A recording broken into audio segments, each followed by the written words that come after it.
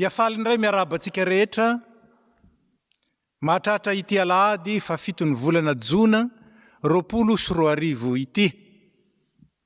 Zay fotoana rososina satria sady fankalazana ny fetin'ny Trinité no fankalazana koa ny fetin'ny Reny.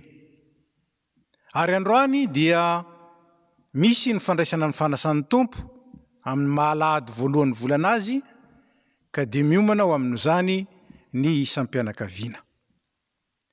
Ny lohahevitra izay tarika antsika amin'izao fanimpom-pivavahana izao dia ny hoe Andriamanitra manavao sy manamafy ny fanekeny mba hananan'izay mino azy fiainana mandrakizay.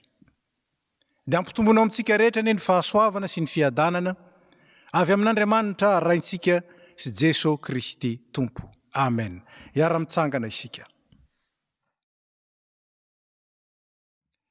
Amin'ny anaran'ny Ray sy ny Zanaka ary ny fanahy masina. Amen.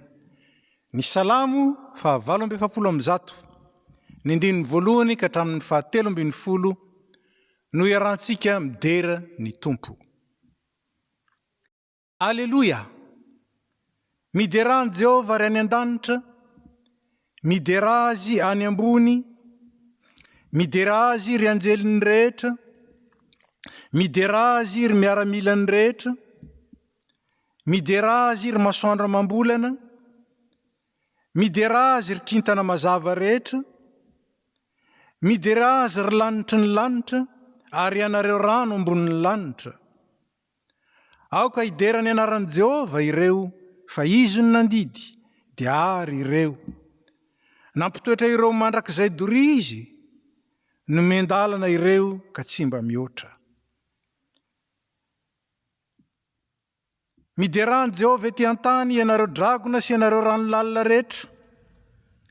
Ny afo sy ny avandra, ny oram-panala sy ny zavona, ny rivotra mahery izay mankatoy ny teniny, ny tendrombohitra sy ny avoana rehetra, ny hazo fihinam-boa sy ny sedera rehetra, ny bibidia sy ny biby fiompy rehetra, ny biby mandady na mikisaka ary ny voromanidina, ny mpanjaka amin'ny tany sy ny vahoaka rehetra, ny mpanapaka sy ny mpitsara rehetra amin'ny tany, na ny zatovolahy na ny zatovovavy na ny antitra na ny tanora. Samy midera ny anaran'i Jehovah avokoa, fa ny anarany ihany no misandratra ambonin'ny tany sy ny lanitra ny voninahiny. Amen. Hira 870 andininy voalohany sy faharoa. Hira 870 andininy voalohany sy faharoa.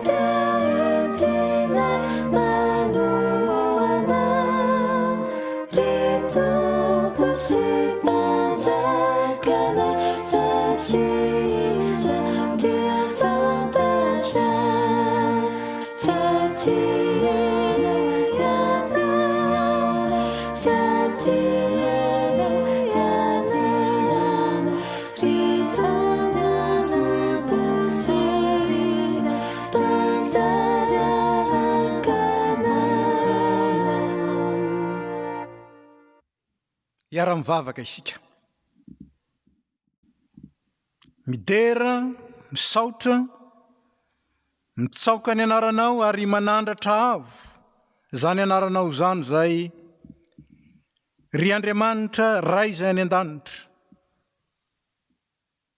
miombona amin'ny zavaboarinao rehetra, ny asan'ny tananao, ary ny olo-masina manerana izao tontolo izao sy manerana ny fotoana,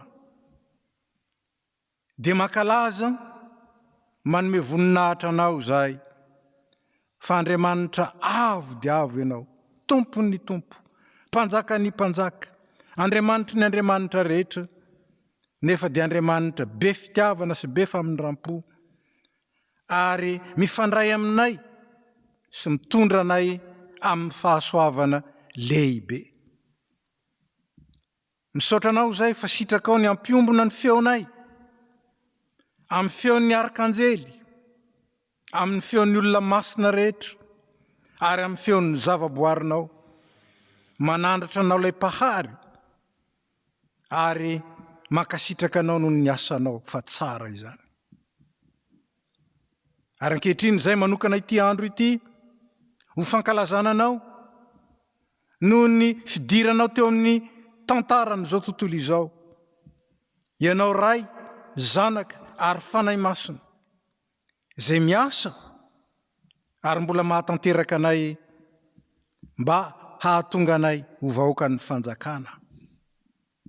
Misaotra anao koa zay no ity fetin'ny reny ity, satria fandaminanao zany, fa sitrakao nary ny olona ho lahy sy vavy, ary sitrakao ny ananganany ankohonana fianakaviana izay manome voninahitra anao sy mitombo amin'ny fahalalana tsara anao, ary mameno ny tany mba hankalaza ny anaranao tsara sady be voninahitra. Mangataka aminao ary zay manatreha anay ankehitriny, ary aoka ny fisaoranay sy ny fideranay ary ny fankalazanay hamakivaky ity fanipaom-pivavahana ity, ary hamakivaky ny fiainanay tsy hitsahatra, na dia efa any amin'ny mandrakizainao aza. Dia amin'ny anaran'i Jesosy Kristy ilay tompon'ny fiangonana, tompon'izao fivoriana izao, ary mahatanteraka ny fiainanay. Amen. Petraka isika ry havana. Ry hava malalo amin'ny tompo, ndeo enontsika ampanajana sady ampieritreretana tsara, ary ampandiniany tena lalina ny sitrapon'Andriamanitra zay tiany zaraina amintsika indray amin'ity alahady maraina ity. Dininareo ny soratra masina, satria ataonareo fa ao aminy no anananareo fiainana mandrakizay, ary reny no manambara, kanefa tsy mety manatona ianareo hanananareo fiainana. Eo mipetraretana izany sitrapon'Andriamanitra izany,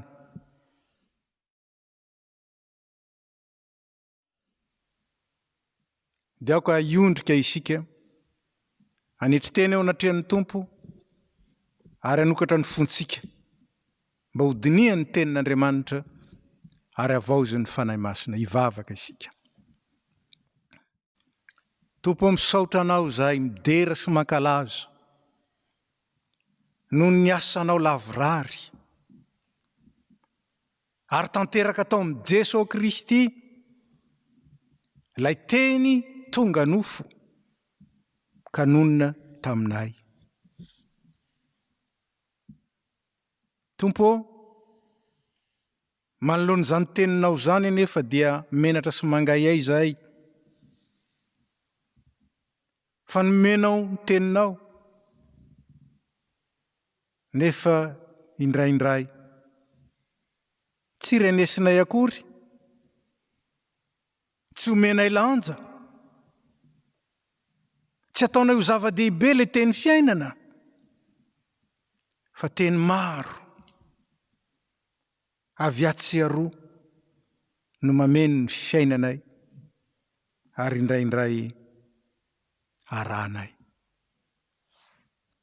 Tompo, menatra eo anatrehanao zay fa renesinay tokoa ny teninao, kanefa tsy tehirizinay, tsy tananay, fa vetivety dia adinonay.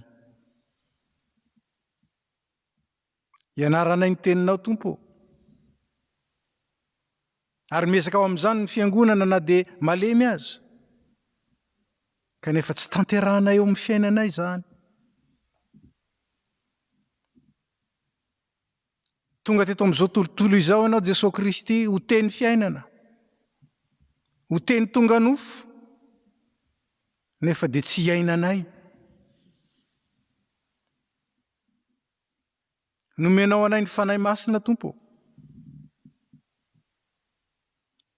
mba ampitoetra ny teninao aty anatinay ary anazava izany teny izany, kanefa tsy ombonanay izy, tsy omenay asina izy.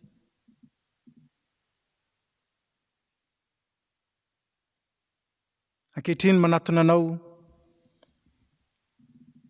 amin'ny fanetretena izay miaiky fa tsy tanteraka. Koa ieno ny vavakay, hoentinay mangataka ny famelan-keloka, ny fanadiovana ary ny fanavaozana avy aminao. Ranay be famindram-po, ny talao aminao zay mamela ny elokay.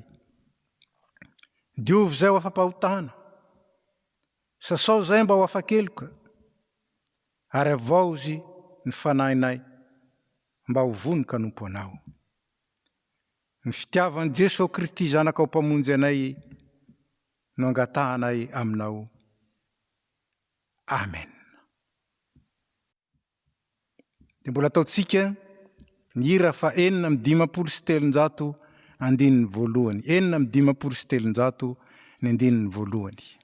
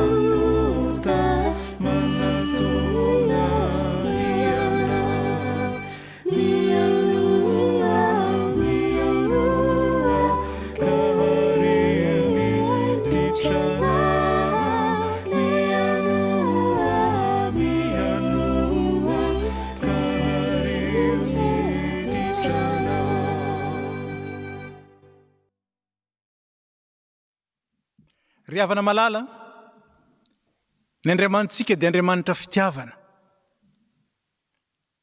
ary dia Andriamanitry ny famindram-po, Andriamanitry ny famelan-keloka koa izy, ho an'izay rehetra manatona azy marina tokoa, miaiky ny fahotany ary mangataka famelana sy te handeha amin'ny fiainam-baovao.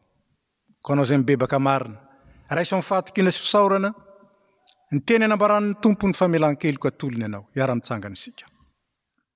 Hoy ny Tompo, mankanesa ty amiko ianareo rehetra miasa fatratra sy mavesatra entana, fa izaho no hanome anareo fitsaharana.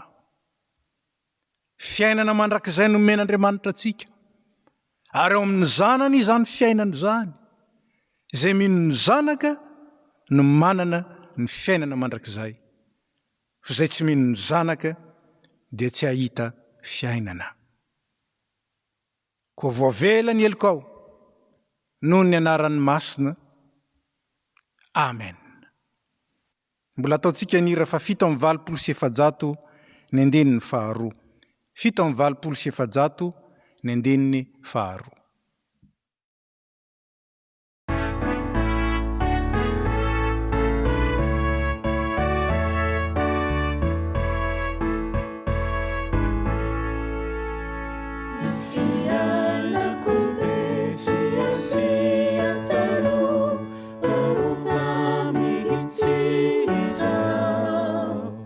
Enini fa untaku izana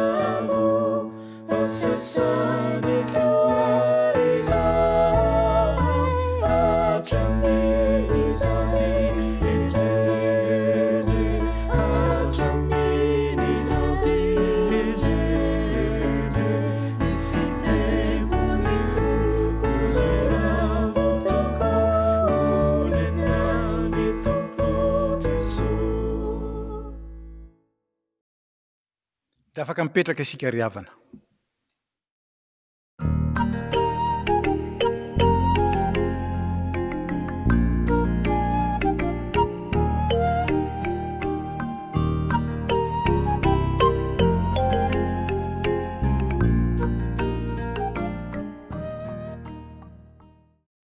Mialoha ny andrenesantsika sy hamakitsika ny teny voarakitra amin'ny soratra masina ary ny vavaka mialoha izany dia ataontsika ny hira fa 427 ny andininy voalohany.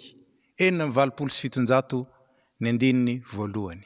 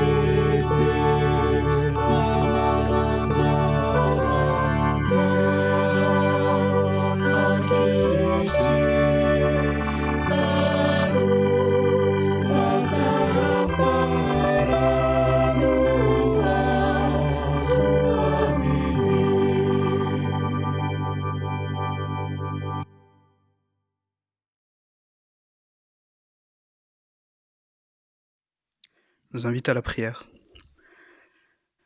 Seigneur Jésus, nous te remercions de nous avoir ramenés ici dans ta maison afin de te louer et te glorifier. Nous prions Seigneur afin que tu nous prépares dans cette lecture et afin que tu ouvres nos cœurs, que tu ouvres nos oreilles Seigneur et qu'à travers ton Esprit Saint tu nous parles à travers ta parole Seigneur. Parle Seigneur, tes serviteurs t'écoutent. En ton nom nous prions. Amen. Nous allons commencer la lecture dans Exode chapitre 34, versets 4 à 9. Exode chapitre 34, versets 4 à 9. Je vais lire au nom de Jésus.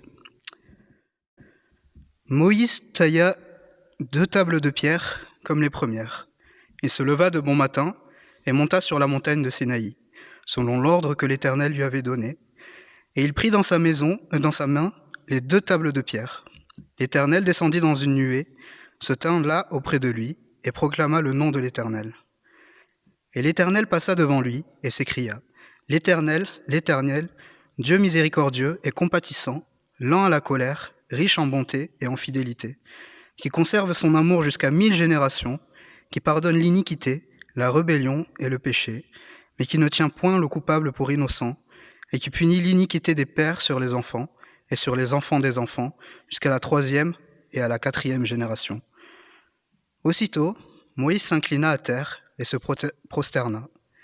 Il dit, « Seigneur, si j'ai trouvé grâce à tes yeux, que le Seigneur marche au milieu de nous, car c'est un peuple au cou roide.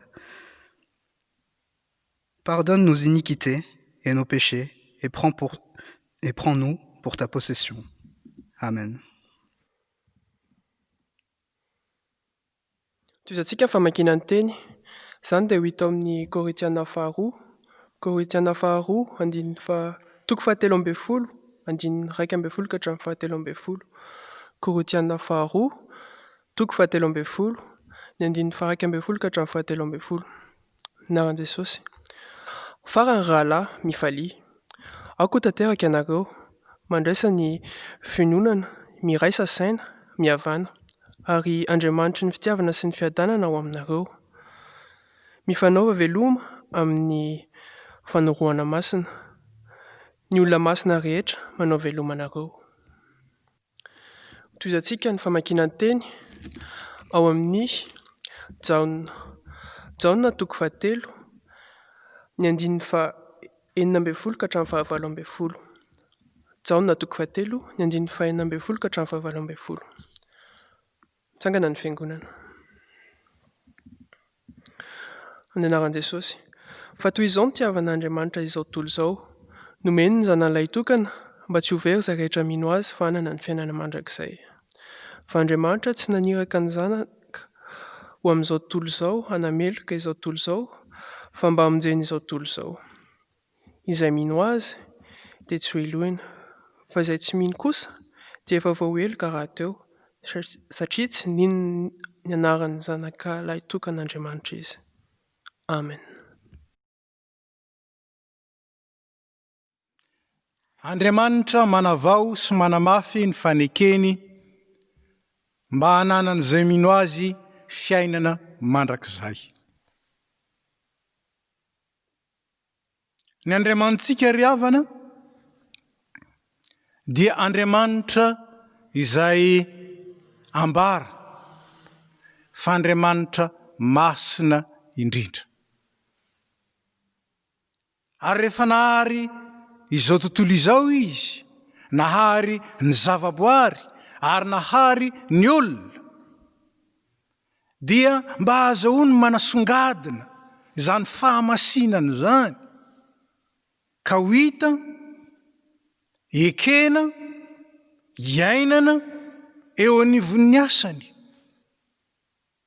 Zany ilay Andriamanitra ambarany soratra masina. Rehefa nivadika tamin'Andriamanitra ny olombelona, dia nifidy firenena anankiray Andriamanitra tamin'ny alalan'ny Abrahama sy Isaka ary Jakoba, dia ny firenen'Israely zany.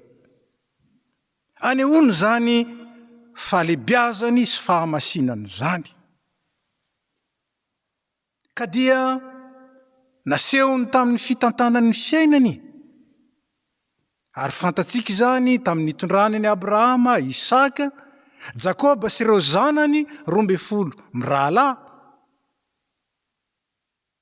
ary nitantanany zany fireneny zany, niala avy any Egypta, no afahany tamin'ny fanandevozana, ary hoentiny ho any amin'ny tany ny fahafahana, dia ny tany Kanana izany.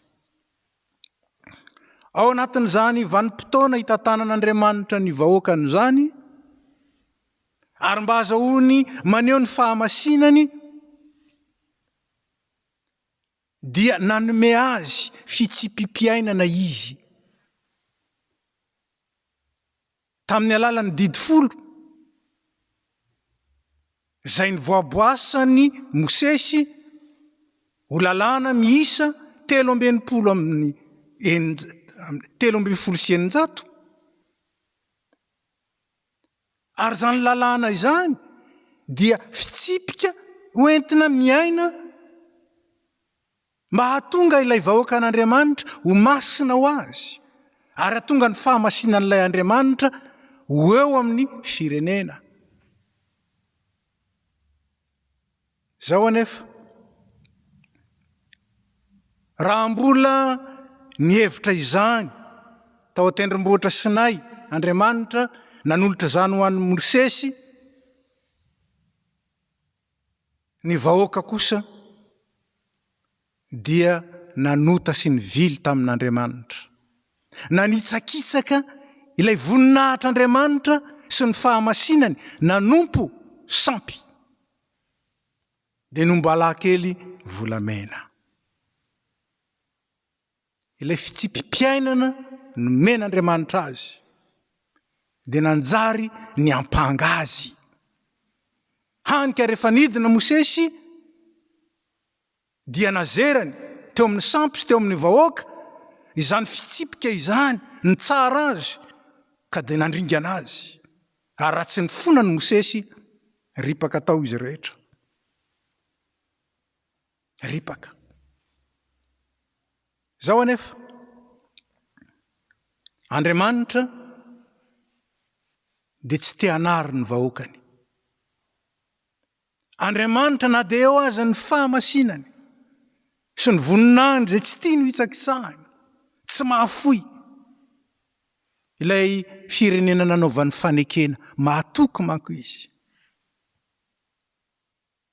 Ka dia nantsony ny ray Mosesy, nanaovany ilay vato fisaka,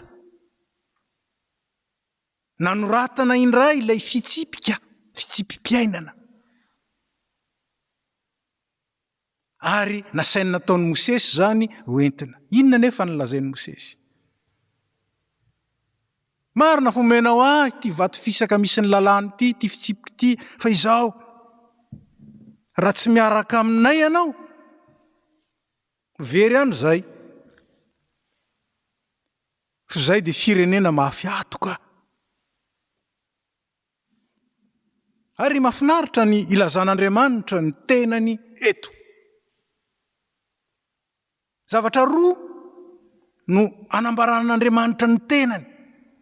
Ary natonga ny Mosesy nangataka sy nangavy azy.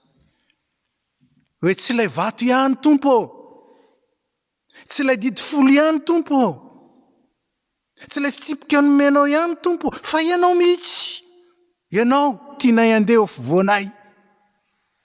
Ary satria zay mafiatoka dia mamela ny elokay ny fahotanay, ary azono zay ho lovanao. Dia ambaran'ny Tompo, ary takatry Mosesy tsara zany.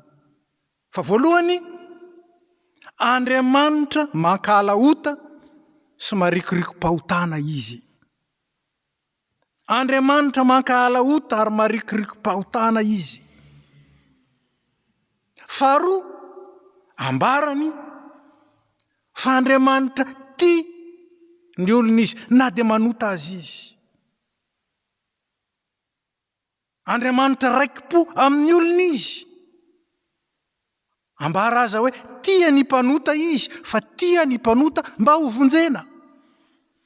Ary zay ny fahamarinana faharoa. Lay Andriamanitra mankala ota, marikoriko-pahotana, dia tia ny olombelona mpanota mba ho vonjena. Ary ny fahamarinana fahatelo,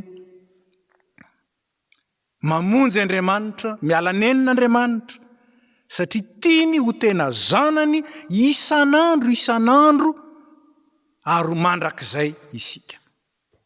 Tiany ho zanany isan'andro ary ho mandrakizay isika. Ndeha ho jerentsika ireo fahamarinana telo ireo ary. Andriamanitra dia mankala ota ary marikoriko-pahotana. Lay Andriamanitra marina, lay Andriamanitra lehibe tsy misy toazy, lay Andriamanitra masina indrindra, lay Andriamanitra tompon'ny voninahitra, dia tsy tia loto, tsy tia fahotana. Ary nasehony niariary zany. Niatra tamin'ny Adama sy Eva ary niatra tamin'izao tontolo izao zany. Fa zava-doza, ratsy, ary mahafaty sy mahafongana, mahafoana ny fahotana. Ka alan'Andriamanitra zany, alany. Tsy hoe tsy tiany fotsiny tahaka antsika hoe mety tia nyzao na tia anitsy, tia menamena na tia fotsifotsy, tsy zany fotsiny. Fa satria hitan'Andriamanitra fa ratsy zany no zany tsy tiany ary ankalainy zany. Ary zava-dehibe ny mahatsapa izany. Fa tena marikoriko eo anatrehan'Andriamanitra ny fahotana. Ninona endrika zany fahotana zany?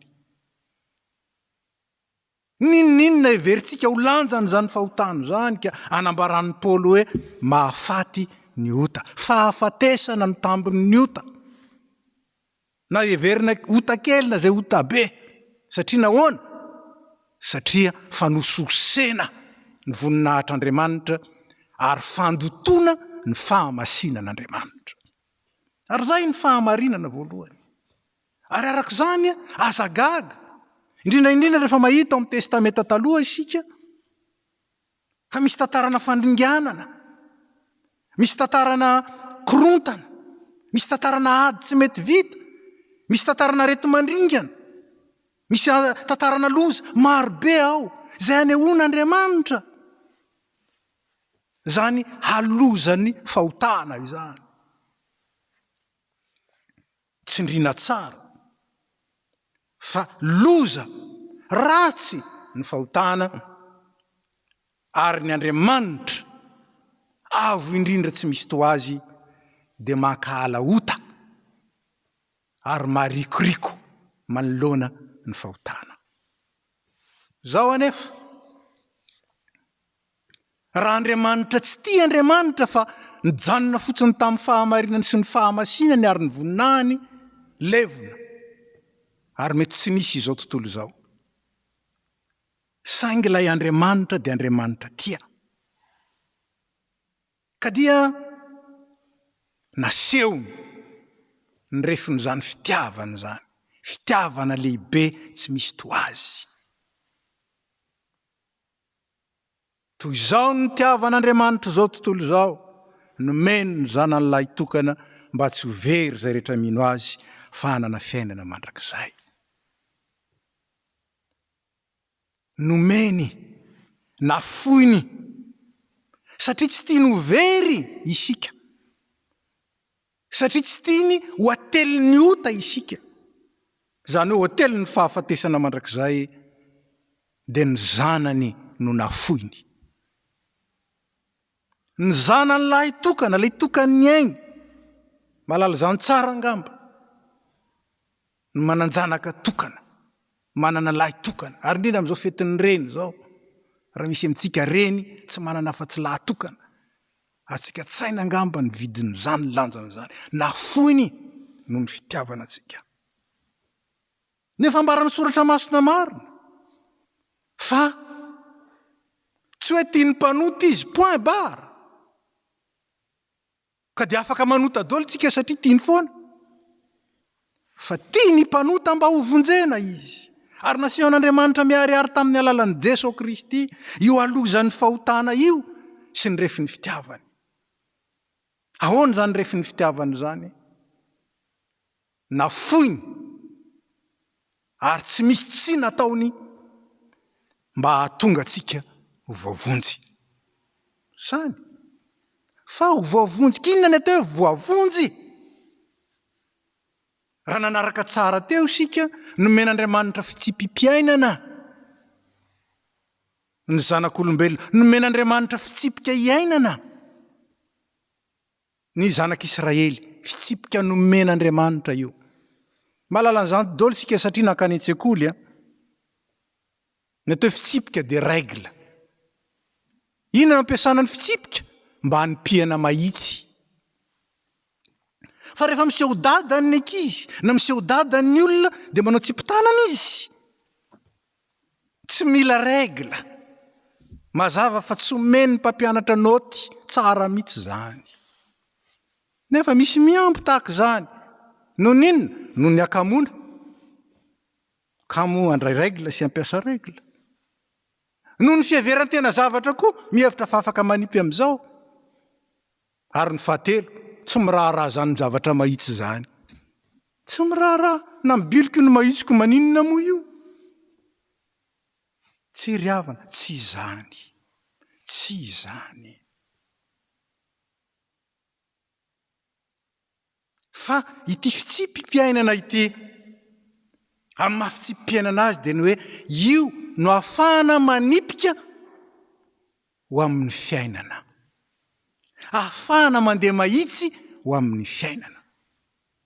Noho izany, izay tsy manipika amin'io règle io, tsy mahita fiainana. Tsy mahita. Jesosy Kristy, le fitsipika tonga nofo nonona tamintsika. Izy lay tenin'Andriamanitra manome antsika ny fitsipim-piainana. Ka dia nambara, ary mbola ambara eto amin'ity Jaona 3 ity, izay manana ny tompo no manana ny fiainana. Izay tsy manana ny tompo no tsy manana ny fiainana.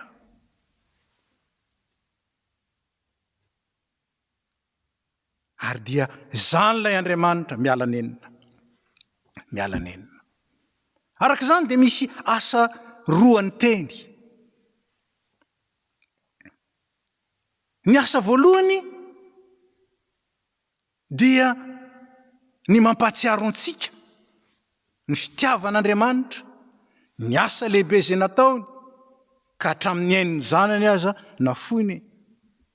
Ny tenin'Andriamanitra mampatsiaro antsika zany. Mampatsiaro antsika fa matoa ny fahafatesana manjaka, matoa ny fahalovana manjaka, matoa ny fahatezeran'Andriamanitra mbola manjaka. Dia satria tsy nandeha tamin'ny fitsipika. Fa ny asan'ny teny faharoa dia ny asan'ny règle manipika mahitsy indray. Manitsy ny diantsika. Hanika dia maharitra amintsika Andriamanitra. Ka tsy avy hatrany dia miampangatsika amin'ny alalan'ny teniny. Fa mbola miala nenina amin'ny alalan'ny teniny, manefy, manamboatra, manitsy, mampijoro ary miaro. Andriamanitra tia ny mpanota mba ho vonjena. Arak'izany dia ny tenin'Andriamanitra ny famonjenantsika ary io tenin'Andriamanitra io ao amin'ny Jesosy Kristy. Noho izany ny fiainona azy, ny fanarana azy, ny fiombonana aminy ary ny fanoavana azy. Zany ny maha tompo azy. Ndraindray antsika maika hiteny hoe Jesosy Kristy tompo e. Ndikany hoe tompo ange. Dia hoe tompoiny e. Zany hoe zay sitrany atao rehetra atao. Zay ny atao hoe tompo. Fa indraindray mety manao tompokotompoka tsika. Kanefa tsy ny sitrapon'Andriamanitra no ataontsika.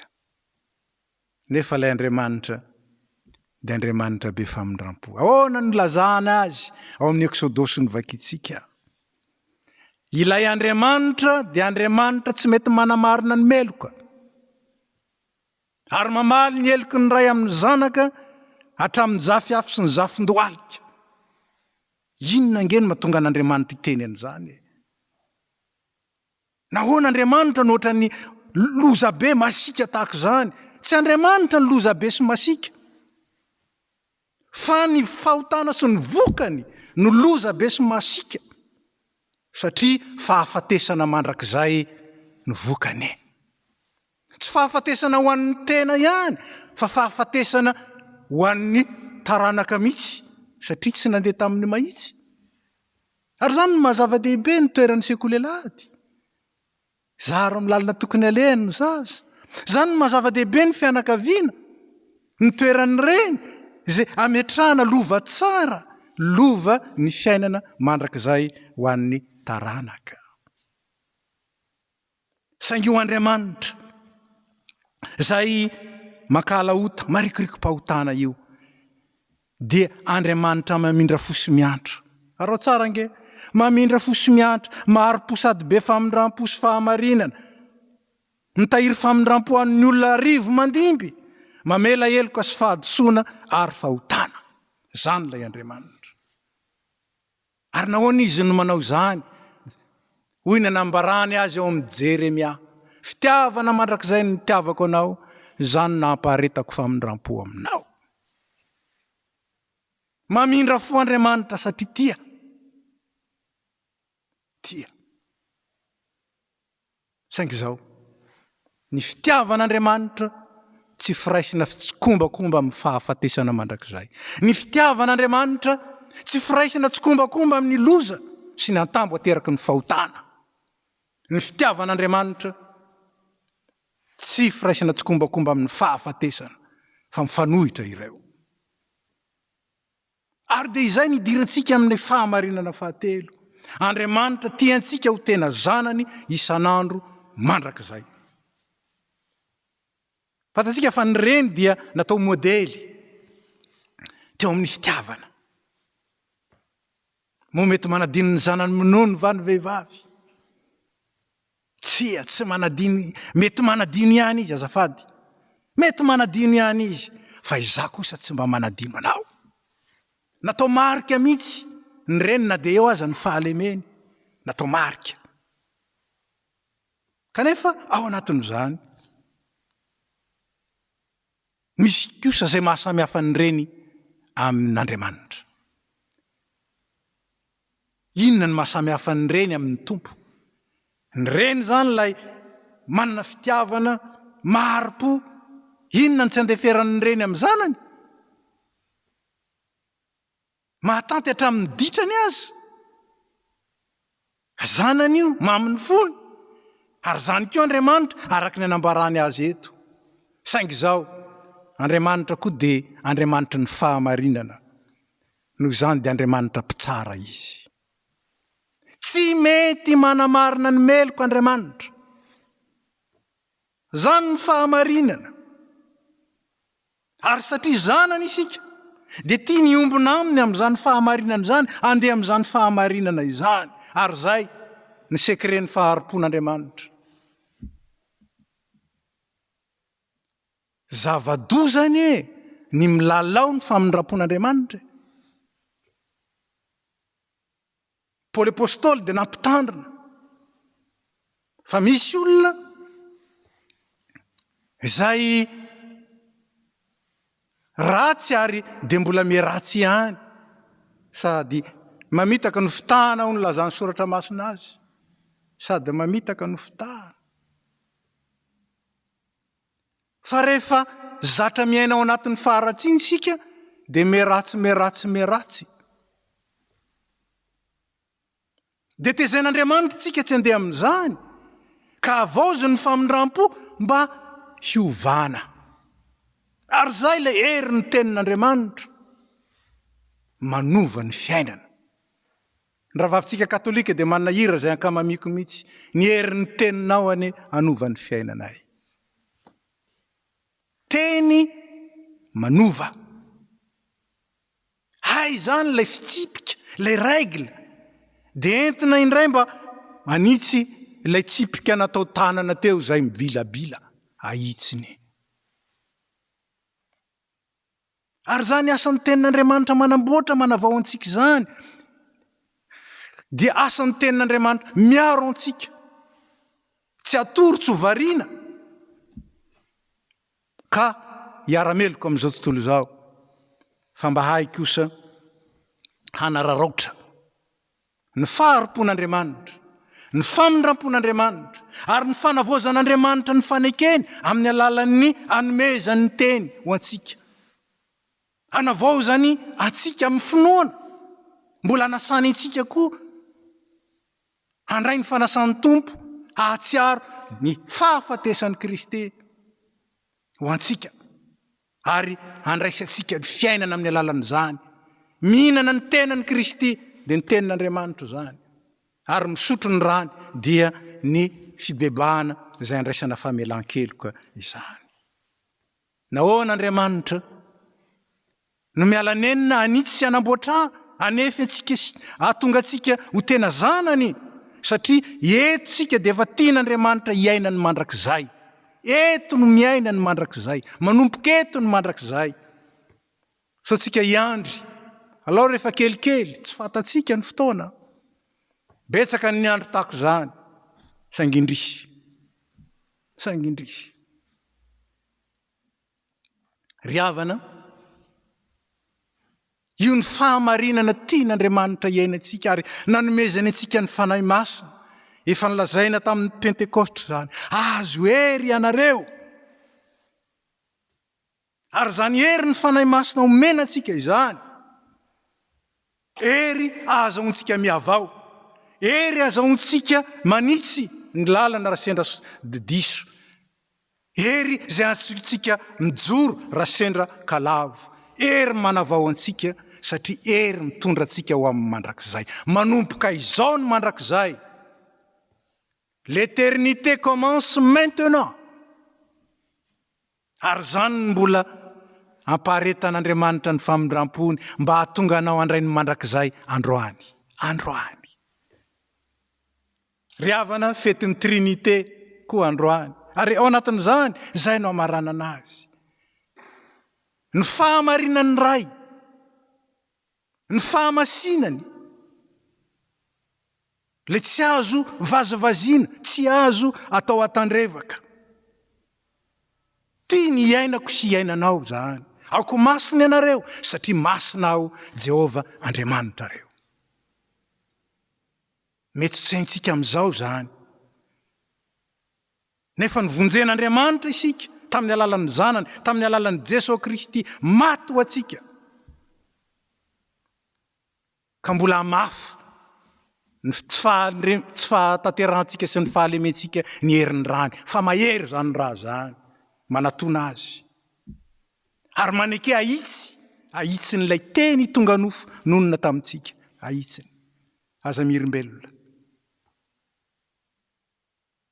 ary anyraisinao marina tokoa Kristy arahinao Kristy de velomy ny fanahy masina fa izy ny manazava izy ny mampahery izy ny miaro izy ny mahatanteraka zany lay Andriamanitra ray zanakary fanahy masina zay ny asa ary mahatanteraka ao amintsika ny mahazanaka Andriamanitra ary averina indray zay ny lesona ngeza be manavao sy manamafy ny fanekeny Andriamanitra satria zao manomboka izao de tia ny iaina ny mahazana ny feno isika ary iaina izany mandrakizay raisy ny fitahiana iara-mitsangana isika ho aminareo rehetra ny fahasoavan'i Jesosy Kristy Tompo ny fitiavan'Andriamanitra ray ary ny firaisana amin'ny fanahy masina hitantana sy hanamboatra nitsy hanavao anareo ary ampijoro anareo ho vavolombelona mahatoky hivelomanareo ny fahamasinana ka ho zanak'Andriamanitra mahatoky mendrika ny ray lova amin'ny Kristy ao amin'ny mandrakizay matoky izy ilay niantso anareo izy nanefa izany amen petraka isika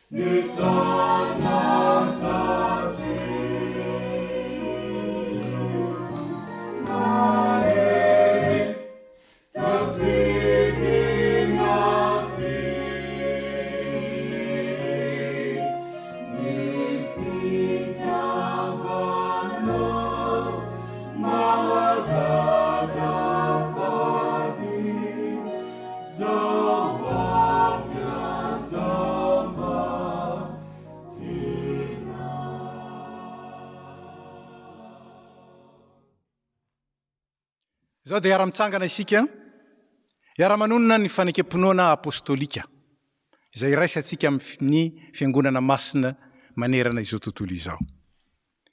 Mino an'Andriamanitra raitsy toa mpanao ny lanitra sy ny tany aho ary mino an' Jesosy Kristy zanany lahy tokana tompontsika izay nitorotoronina tamin'ny fanahy masina nateraky Maria Virjiny nijaly raha nanapaka Pôntio Pilato nomboana tamin'ny hazo fijaliana maty ka nalevina nidina tany amin'ny fiainatsita nitsangana tamin'ny maty tamin'ny andro fahatelo niakatra ho any an-danitra ary mipetraka eo ankavanan'Andriamanitra raitsy toa avy any ny avy ny tsara ny velona sy ny maty mino ny fanahy masina aho ny fiangonana masina maneran'izao tontolo izao ny fiombonan'ny olona masina ny famelan-keloka ny fitsanganany tena amin'ny maty ary ny fiainana mandrakizay amen.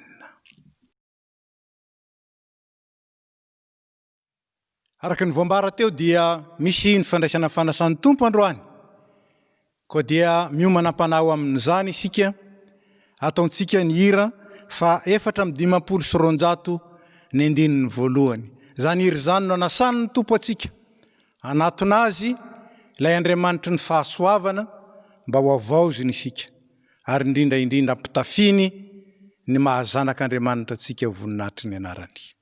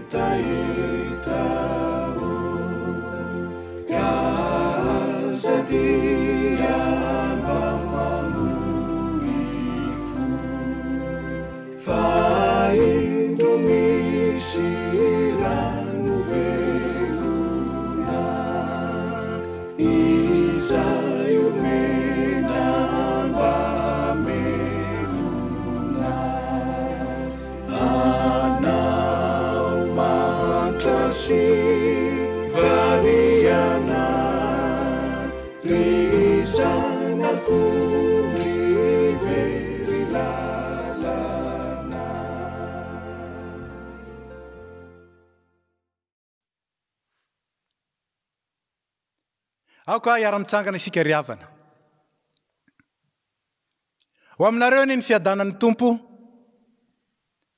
Aoka hifampizara izany fiadanana izany isika ka hiteny amin'izay miaraka amintsika hoe ho aminao ny fiadanana na ho aminao koa. Tsy mifandretanana moa isika fa dia mifanonona izany fotsiny ihany noho ny fitandremana ara-pahasalamana.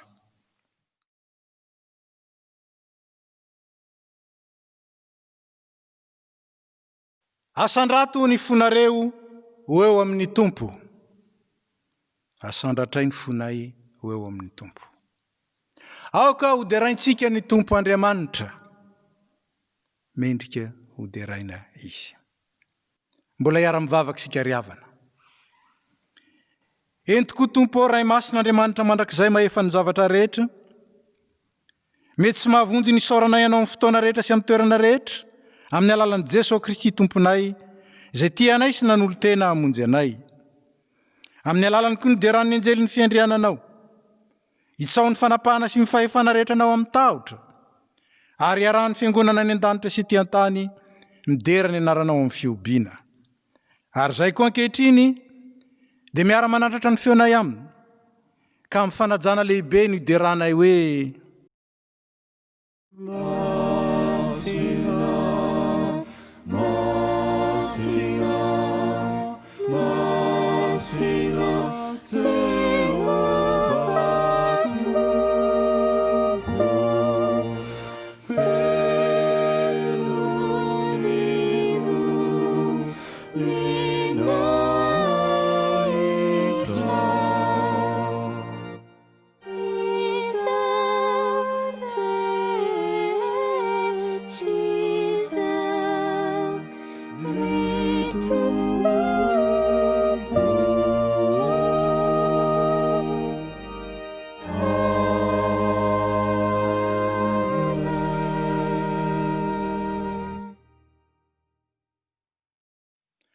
mahazo mipetraka isika ry havana.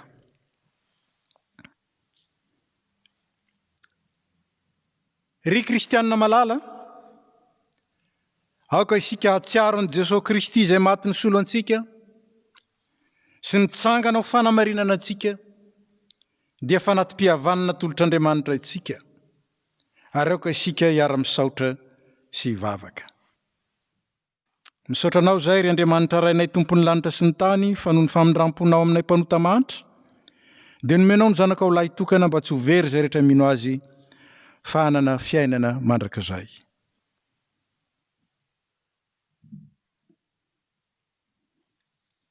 Noho izany ry tompo rainay any an-danitro, ndreto zay manao eto anatrehanao, ny fahatserovana ny fahatongavan'ny zanakao olona, ny fijaliany sy ny fahafatesany, ny fitsanganany tamin'ny maty ary ny fiakarany tambony-nahitra sy ny fifonany mandrakizay ho anay ka dia miandry sy mitalao ny fiverenany izahay.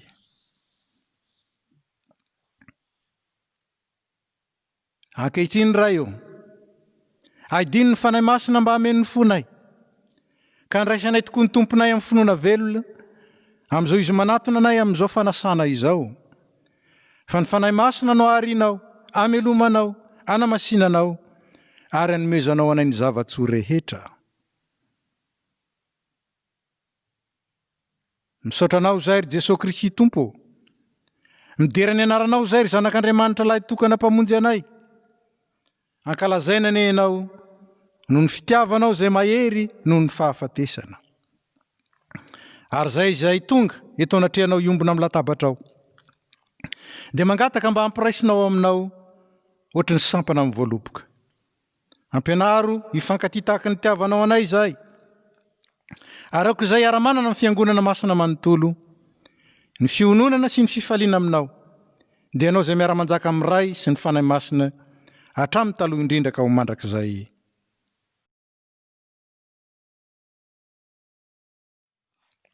Hiara-mitsangana isika. Inory havana ny teny voasoratry ny apôstôly masina manorina izao fanasana masina izao. Jesosy Kristy Tompo tamin'ny alin'iny izy namadia anazy dia nandray mofo. Ary rehefa nisaotra izy dia novakiny ka ho izy raiso ano ty ny tenako izay omena ho anareo, izao no ataovy ho fahatsiarovana. Ary toy izany koa ny kapoaka rehefa nihinana dia hoy izy, misotro amin'ity ianareo rehetra fa ity no rako.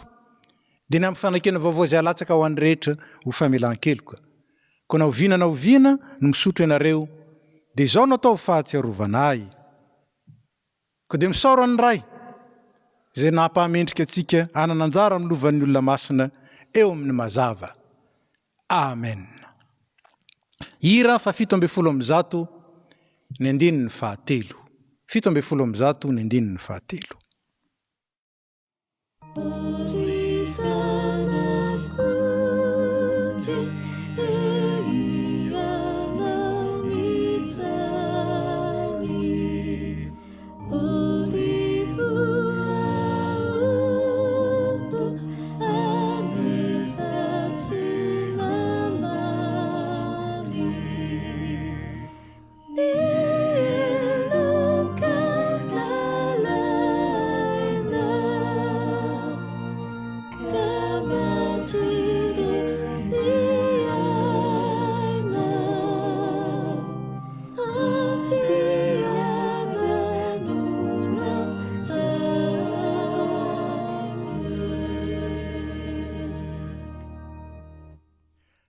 Ary satria efa nandray ny fanahy mahazanak'Andriamanitra antsika isika, dia afaka manonona ilay vavaka izay nampianarin'i Jesosy Kristy antsika manao hoe: Rainay izay any an-danitra, ho amasinina ane ny anaranao, ho tonga ane ny fanjakanao, atao ane ny sitraponao, ety an-tany ho tahaka ny any an-danitra. Omeo anay ny izay hanina sahaza ho anay, ary mamela ny elokay tahaka ny namelanay izay meloka taminay. Ary izay mitondra anay ho amin'ny fakapana, fa manafahanay amin'ny ratsy, fa anao ny fanjakana sy ny hery, ary ny voninahitra mandrakizay. Amen. Ny mofo izay vakitsika dia firaisana amin'ny tenan'i Jesosy Kristy Tompontsika. Ny kapoaka ny fisaorana izay isaorantsika dia firaisana amin'ny ran'i Jesosy Kristy Tompontsika. Hoy ny Tompo, indro efa mitsangana ambaravarana ka mandondona. Raha misy mihaino feo ka mamono varavarana, dia hiditra ao aminy aho ka hiara-misakafo aminy, ary izy amiko.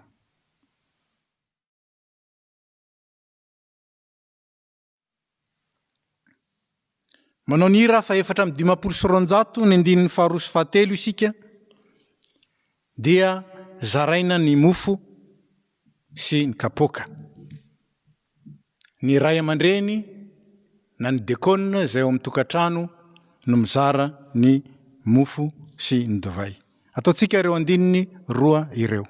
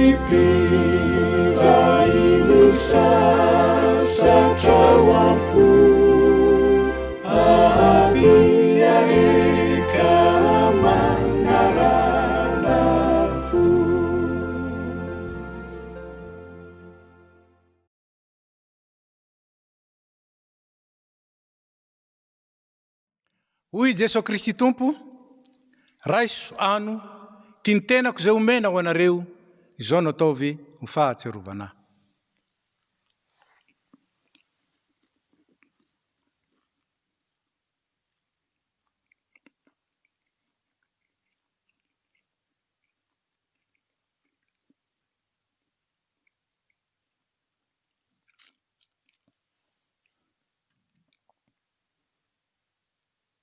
Hoy koa Jesosy Kristy Tompo, sotroinareo rehetra ity.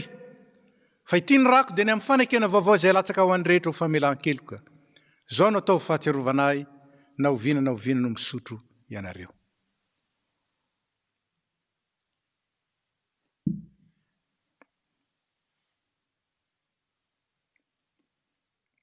Jesosy Kristy Tompontsika, izay voaomby tamin'ny hazo fijaliana ka nitsangana tamin'ny maty. Nefa nanome anareo ny tenany sy ny rany, izay nanavotany anareo tamin'ny fahotana rehetra. Izy ene ampahery sy hiaro anareo amin'izany, amin'ny finoana marina, ho fahasambarana mandrakizay ho aminareo ene ny fiadanana. Hivavaka isika. Ry Andriamanitra tsosy mandrakizay io, misaotra anao izay fefa sitraka ao tokoa ny namana anay tamin'ireny zava-tsoa ireny, dia ny tenan'i Jesosy Kristy zanakao mpamonjy anay, sy ny rano soa sarobidy, izay mampahatoky anay amin'ny fitiavanao sy ny fahatsaranao, ary ny fanaovanao anay ho sampana velona momba ny tenan'ny zanakao. Mangataka aminao izay noho ny famindramponao, mba hiazona anay amin'izao fiombonana masina izao, ka andehananay mamovo voatsara amin'ny fitiavana sy faharetana, amin'ny alalan'i Jesosy Kristy Tomponay. Amen. Mbola ataontsika ny hira fa 920 sy 200. 920 sy 200.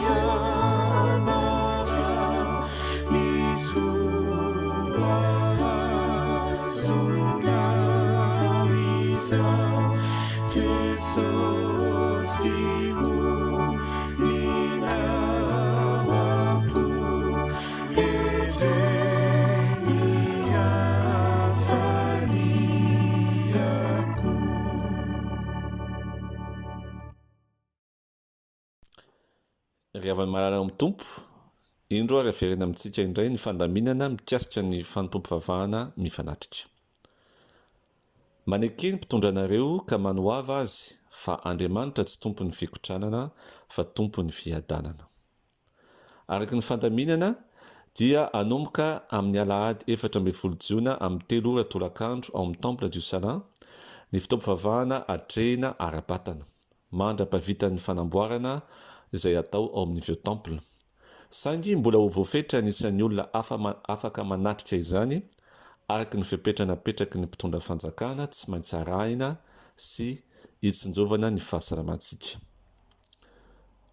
Koa 20 izany no isan'ny olona afaka tonga ao amin'ny Temple du Salin. Amin'ireo dia efa misy ny diakona tompon'anjara sy ny mpandray anjara amin'ny fotoana, ny teknisianina izay mitotaly 10 Marihana fa mitohy ihany ny fandefasana ny fitaovam-pivavahana amin'ny YouTube mivantana ho antsika marobe tsy ho afaka ho raisina ao am-piangonana. Atao pré-inscription en ligne ny fisoratana anarana isan-kerinandro miaraka amin'ny fanazavana ny fitsipika tsy maintsy arahina rehetra ary isy fanampiana ho an'ireo sahirana ka afaka miantso ny filohan'ny sampana na ny diakona vala ianareo. Avy eo dia iantso antsika ny diakona anamafy ny fisoratana anarana nataontsika. Misokatra hatramin'ny alarobia sasakalina ny fisoratana anarana ary mikatona kosa raha voafeno ny isa tratrarina. Toy izao ny fepetra tsy maintsy arahina. Manaja hatrany ny geste barrière toy ny tsy mifanoaka na mifandray tanana rehefa mifankahita ary koa ny fanajana ny elanelana 2 metatra. Manao arivava ao am-piangonana na rehefa mihira aza, ny mpitarika no afaka manala ny arivava rehefa mandray fitenenana. Manasa tanana eo ampidirana sy eo ampivoahana ary rehefa misy ny gel hydroalcoolique anaovantsika izany. Manaja ny lalana hidirana sy voahana araka ny famaritana efa vita. Mipetraka amin'ny toerana efa voafaritra mialoha. Miara-mipetraka ny fianakaviana iray trano tonga miangona. Mamonjy fodiana ampilaminana rehefa vita ny fampivavahana fa tsy mitangorona. Ny rakitra adidy arak-pisaorana dia arotsaka ao amin'ny arona efa voatokana eo am-piravana. Raha ilaina dia ataovy anaty valopy ny adidy sy ny rak-pisaorana raha misy. Marihana fa mbola mitohy ny ahafahantsika mandony rakitra sy ny adidy ary ny rak-pisaorana amin'ny fomba efa mahazatra antsika na ho an'ny manatrika mivantana na tsia ny fanompom-pivavahana. Ry havana malala amin'ny tompo, tsy ary afapony rehetra izao lamina izao, saingy amin'ny mahazanak'Andriamanitra antsika olona feno fitiavana dia inonay fa sady ahay andefitra isika no anana faharetana ka hiandry ny anjarantsika araka ny fandaminana. Koa dia misaotra anareo sy mampahery anareo ao amin'ny tompo amin'izao dingana vaovao iroson'ny fiangonana izao ary manao mandram-piona ao ambanin'ny fitahiny amin'ny anaran'ny mpitandrina sy ny komity FPMA Toulouse.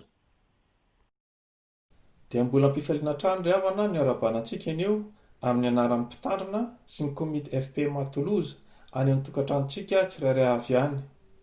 Toy izao indray ireo vaovao ampitaina amintsika anio izay mitaonantsika tanteraka ny asa fampontsika araka ny fanomezam-pahasoavana sy ny antso miantefa amin'ny tsirairay.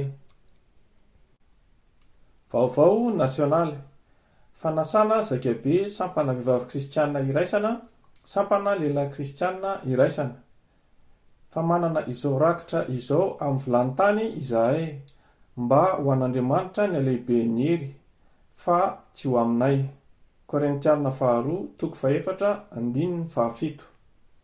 Mifarana amin'ny 20 Jolay ny fisoratana anarana, ko azonareo atonina ny filohan'ireo sampana roa ireo. Fionambe faharoan'ny SVKI CSLKI ity ka manantenantsika ho tonga marobe. Fiofanana sy fitoam-bavaka. Mitohy ny fiofanana SAP KNPL soritra asa-piangonana, Komity Nasionaly Projet Laïque isan-kalarobia amin'ny 20 ora alina amin'ny alalan'ny Confcol.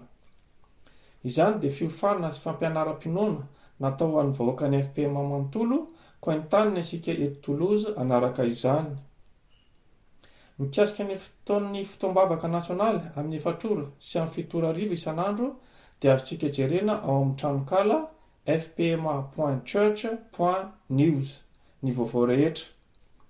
Manentana antsika anaraka izany hatrany. Vaovao tafo filazana manjo ary rehefa levina ny hoditro izao simba izao sady afaka minofoko aho dia hitan'Andriamanitra, eny izao no ahita azy ary ny masoko no hijery fa tsy olo-kafa.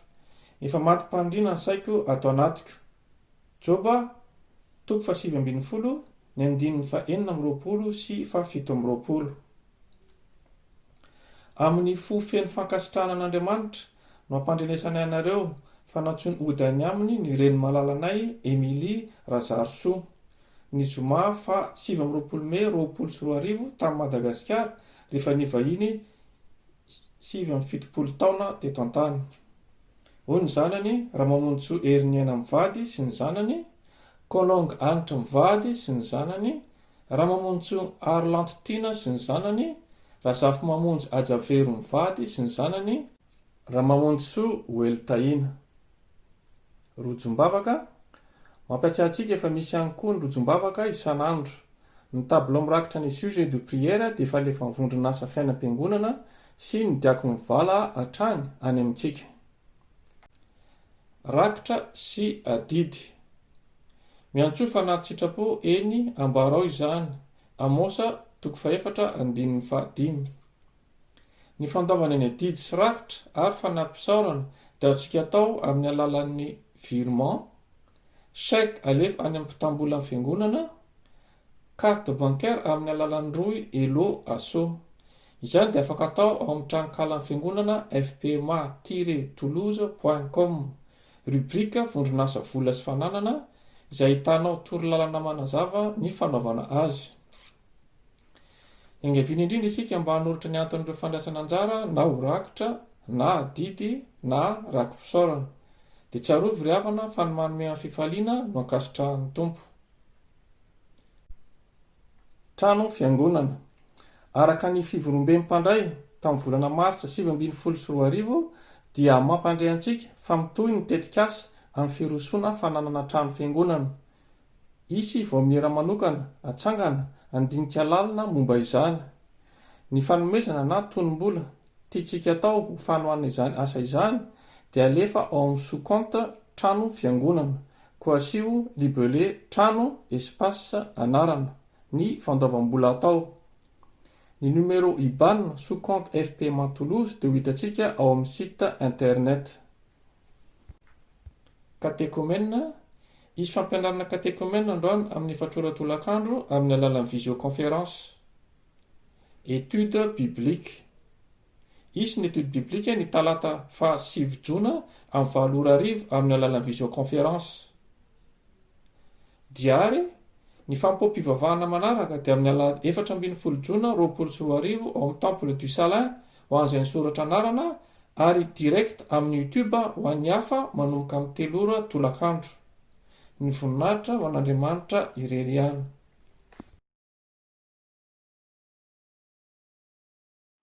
Dia faly miarahaba antsika amin'ny anaran'ny Tompo ary miarahaba ny reny rehetra tratra ity andro anio ity. Ny sampana sekoly ny tenin'Andriamanitra dia manolotra ampitiavana ny asan-tanan'ny ankizy izay namaly ny antso ho an'ny reny rehetra tsy ankanavaka. Mijery finaritra ary Tompoko.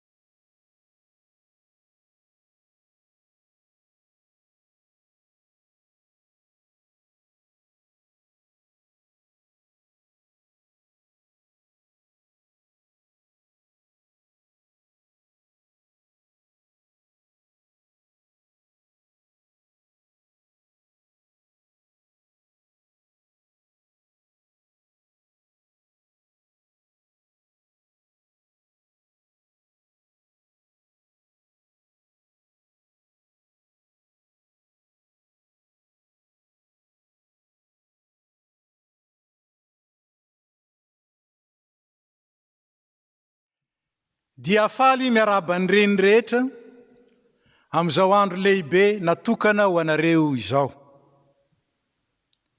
Zara tsara avy amin'Andriamanitra ny mahareny, fa nataony hitondra ny zanak'Andriamanitra ao an-kibonareo ianareo, tahaka ny Maria nitondra ny zanakalahy tokan'Andriamanitra tao an-kibony. Fa soavana lehibe zany. Ka dia indraminay ny tenin'ny Elizabeta tamin'ny Maria hiarabananareo. Voatay ianao ary voatay ny ateraky ny kibonao. Lioka tokoko voalohany 2:20. Fa manana tombony ianareo, fa mahazo dera noho ny finoana. Zany ny tombony amin'ny vehivavy kristianina na dia fetin'ny reny rehetra manerana ny tany azy zao, manana tombony satria mahazo dera noho ny finoana.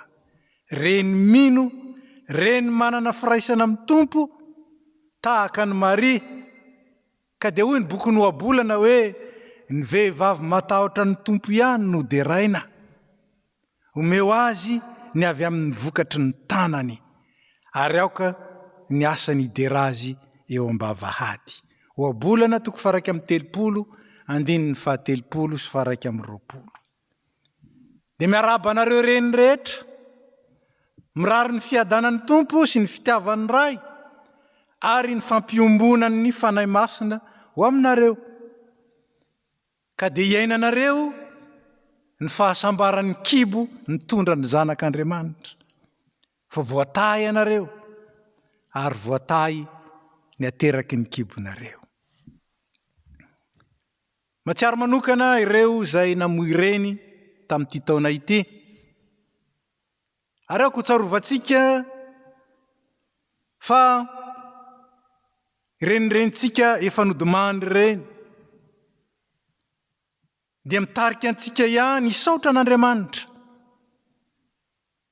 tamin'ny nanomezany antsika ny renitsika. Izy ny nanome ka dia izy ny naka, hoy ny soratra masina, kanefa tsy nalainy raha tsy efa navita ny fitaizana sy ny fanabeazana antsika teto amin'ny titany ity. Sady fampiononana zany ny fampaherezana, fa indrindra loharan'ny-pisaorana ho an'Andriamanitra. Farany te hitodika amin'ireo zanaka, dia isika zanaka rehetra zany, mba samy ahatsiaro, hanaja ary hankasitraka ny renitsika isika. Fa fanomezana tsy voavidim-bola avy amin'Andriamanitra izy ireny. Ary dia tokony hisaotra, tokony hankasitraka ny tompo ny amin'izany isika. Tokony hankalaza an'Andriamanitra amin'izany isika. Ary tokony hidera ny renitsika isika, satria manana fiombonana amin'ny tompo izy. Ka tsy ny asany ihany ny hiderana azy, fa ny fiombonana amin'ny tompoko hiderana azy. Dia hiara-mivavaka isika. Misaotra, midera ary mankasitraka anao zay ry tomponay, no ity andro ity zay natokan'izao tontolo izao ankalazana ny fetin'ny reny, fa atokanay ankalazana ny reny kristianina araka ny tenina hoe ny vehivavy matahotra ny tompo ihany no deraina. Isaoranay ianao fa fanomezana avy aminao ny reninay, ary ny fitahinao azy ny nahatoy izao anay.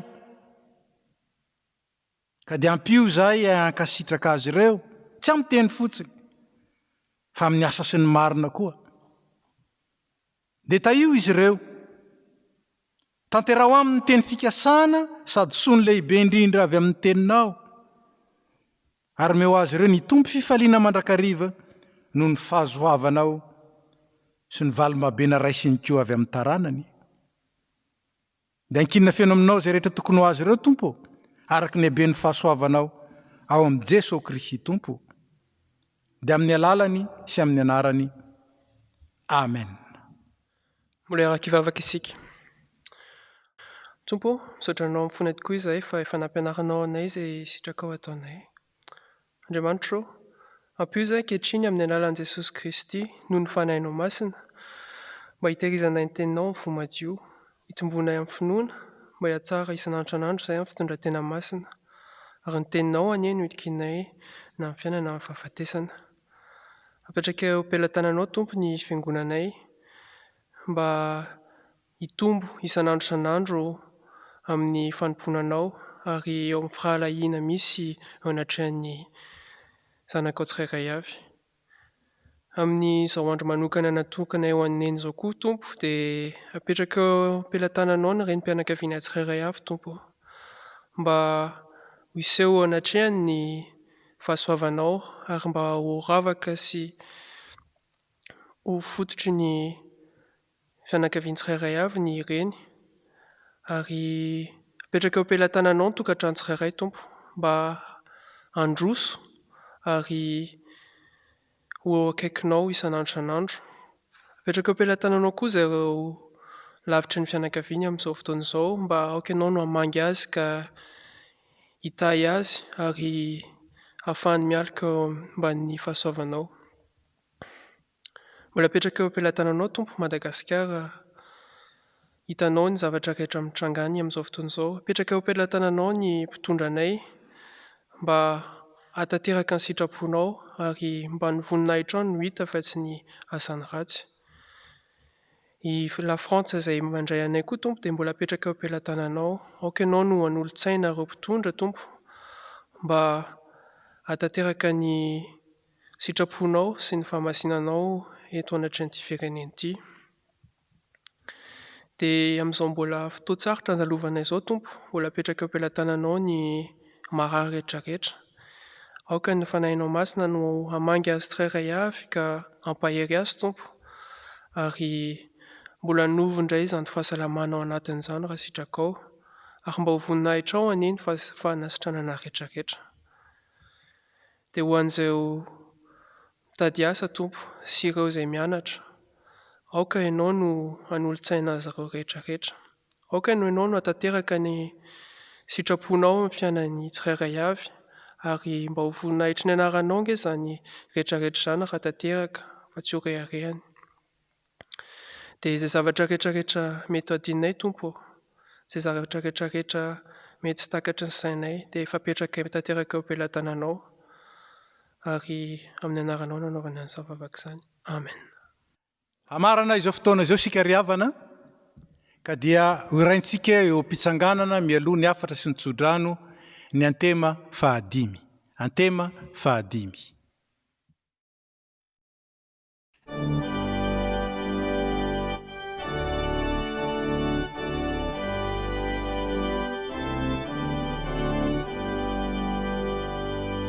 Indrum iarum nimandana et Jerusalem miadana kamanjia vaizai mandrituku nitani izao fa Jehova manapi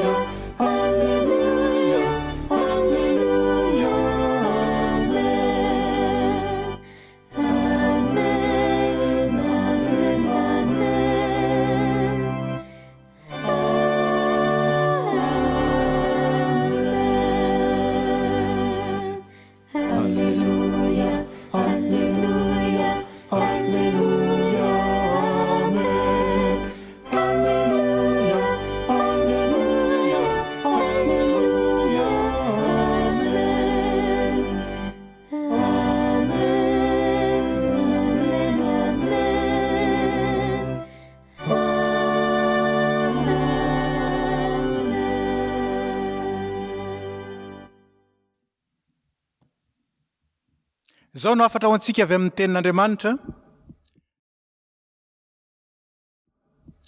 Koa atanjao ny tanana miraviravy sy ny lohalika malemy, ary manao valala mahitsy alehan'ny tongotrareo. Miezah mitady fahamasinana, fa zay tsy manam-pahamasinana dia tsy ahitan'ny tompo. Ahatanteraka izany, raisy ny tsodranotononona amin'ny anaran'ny tompontsika.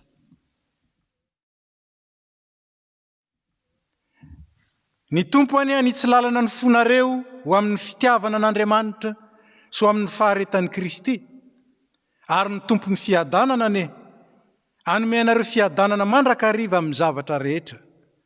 Ho aminareo ny tompo. Amen.